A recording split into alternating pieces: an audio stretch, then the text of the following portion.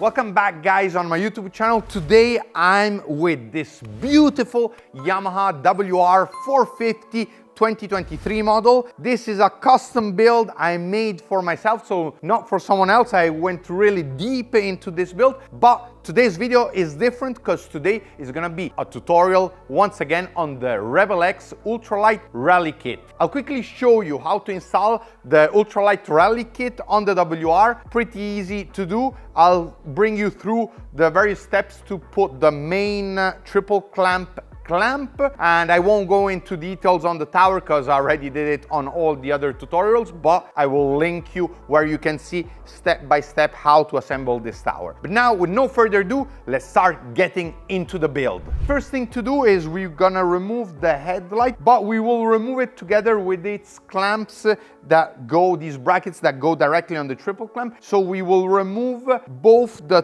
top triple clamp M8 10mm bolts, so that then the whole headlight assembly will come off. Okay, we start removing them. It's a 10mm socket on all the bolts. Then you'll be able to remove them by hand. Remember to remove also the upper dashboard bracket bolt.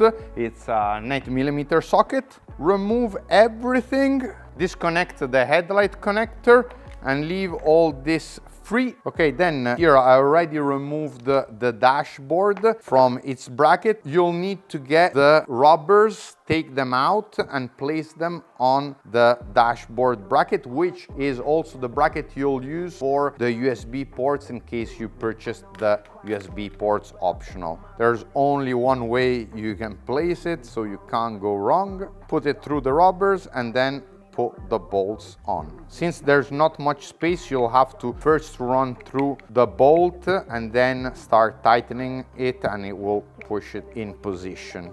Next step, we will remove the front fender. Once you remove all the 4 bolts on the fender, let the fender lie on the wheel, because now we'll have to go and get a bracket to put in between the fender and the triple clamp. You get this bracket. This is not really a bracket, it's more of a spacer. We will go and place it on the rear part of the fender. We will run the bolts through and start putting back together with the fender, but without tightening it, because after we'll need to put another bracket here in the front. Okay, remember, always place the bolts by hand just to be sure you don't cross thread anything. Don't tighten them, just leave it in position, because now we will slide in this bracket here on the front section. Once you run the bolt through by hand, then you can tighten everything and put everything back in position for the front fender. Even though you saw it already in the previous steps, this gray power cable, I've already run it to the battery.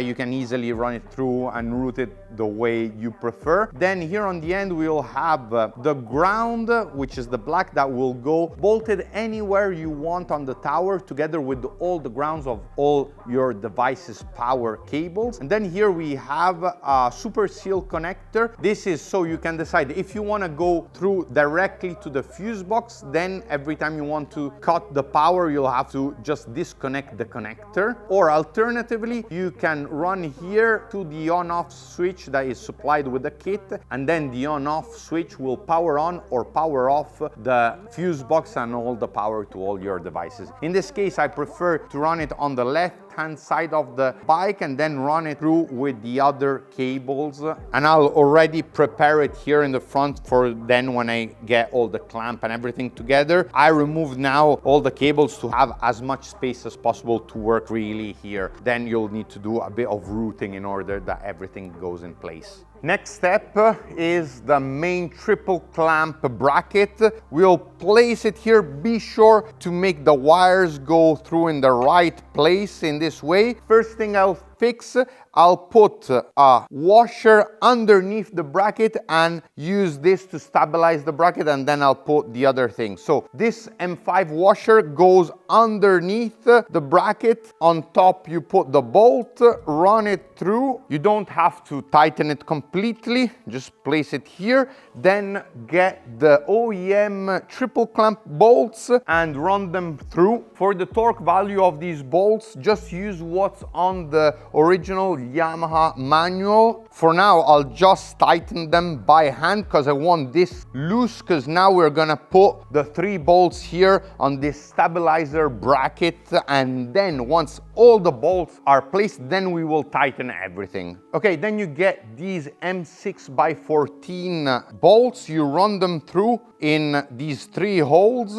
On the back of them, we'll put an M6 washer and a self-locking nut. Once again, here you won't tighten them immediately, because before tightening these, you'll have to tighten the bolts under the fender. If you want to be super safe, add a bit of blue Loctite of thread lock on the fender bolts, so that if you're taking part in a rally or on a long trip, you won't have to worry about any bolt getting loose. After the fender bolts, we'll start tightening the triple clamp bolts. Now, last step to fix the bracket is these 3 bolts here. You'll get a 4mm Allen key and a 10mm key and tighten everything.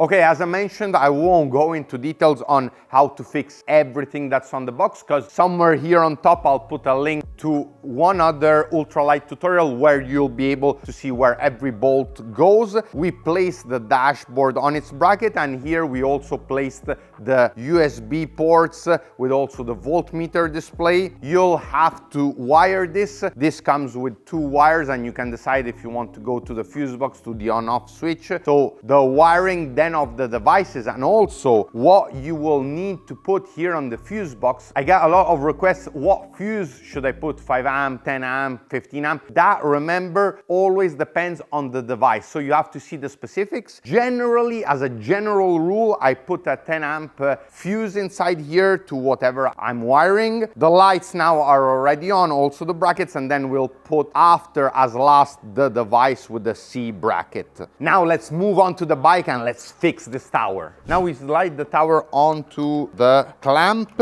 You then get the M8x20 bolts, run them through so at least everything is in position, after which we will put the nut and washer. Now all was fixed, but ideally you don't want to have the lights, so that you can do all the wiring and place everything nicely. Your USB, the on-off switch, the dashboard cable, the dashboard connector, without the lights, so you have more free space to move. Now I'll quickly show you how you need to wire the power wire to either the fuse box or the on-off switch. Now, just for your reference, I want to show you the full power cable. This is the one supplied in the kit. This goes to your battery. You can't go wrong because it says it has a label where it goes to the battery. Here you have a fuse, so basically you have a double secure system, because even if anything happens and the power wire for any reason gets pinched because maybe you route it in the wrong way, you won't have to worry, because there's gonna be a fuse also here. This you run to the positive and negative of the battery, then all the way to the front, and as I showed you earlier, you have this super seal connector on the power, on the positive, going to the tower, and this you'll have to bolt it here on the fuse box. So you remove the nut, place this cable, then you can decide if to put another super seal connector and go to the switch, or if to have continuous power, and that will mean you'll have to every time disconnect the connector if you don't want power going anywhere, if you want to cut the power. The ground, the negative of the power cable, you can bolt it anywhere on the tower. Generally, for an aesthetic reason, you know, I really hate seeing wires all over the place, and sometimes when I see other towers where you have wires everywhere, not only that is unaesthetic and that looks very cheap and very amateur Sunday rider, but also it can be dangerous for the wires because they are exposed. Instead, with a closed system like this, bike will look factory, but most of all the wires will be protected. So I wire the ground on any of these holes, but internally. Then all the devices you will wire to the fuse box. You have here 4 outlets. These are 4 outlets for your positive, for the power cable. All the negative ground cables of your devices, then you'll bolt all together with the ground cable on the tower. Keep this in mind because this is a power outlet, so only for the positive to give power to the devices. Let's say you want to wire everything through the the on-off switch that also has a really cool LED to show you that it's turned on. I'll show you here the diagram, so screenshot it, stop the video, check it, and that's the way to wire this on-off switch. I'll spend another minute speaking about wires and the harness. This is your headlight wiring harness that's included in the kit. You have the super seal connectors, so you plug them in directly on the lights. But since there are different versions from the European, the US version, the Japanese version of the WR, and also it's almost impossible to make a wiring harness for every model, for every different connector there is out there. So on the Yamaha WR you have generally this connector, and on the kit you have this connector. For now, as in Europe, there aren't many Yamaha WRs sold because the bike cannot be used on the road. It's not homologated. This is the reason for the choice of not making a specific connector for this. I know it's a bit a pain in the ass, but who knows, if maybe in future there will be many sales of the WR, you won't have to adapt these two. So what happens in the kit, also the counterpart connector is supplied with the pins in order for you then to crimp the other part with the wires, make them the length you need. Then you can open the OEM connector and slide out the wires, and then you'll have to simply crimp these to adapt it and the game is done. Or if you wish, you can wire the lights, like I personally do, directly to the on-off switch, because when I ride during the day I want them turned off. Next step on the tower, you have this C bracket that lets you put either a road book bracket if you want to run a paper road book, or any tablet available on the market, even the new F2R digital road book that we will place on one of the next builds. But for today I'll show you this bracket that is not included in the kit but is available through Rebel Exports by Ursae System. This is a bracket in order to use your Samsung Galaxy Active Tab 2 or Tab 3. The reason for which on this Yamaha I will put this tablet is that this is my personal bike and I find it super useful when I need to go out and design a road book. The fact that the Galaxy Active has the pen and I can write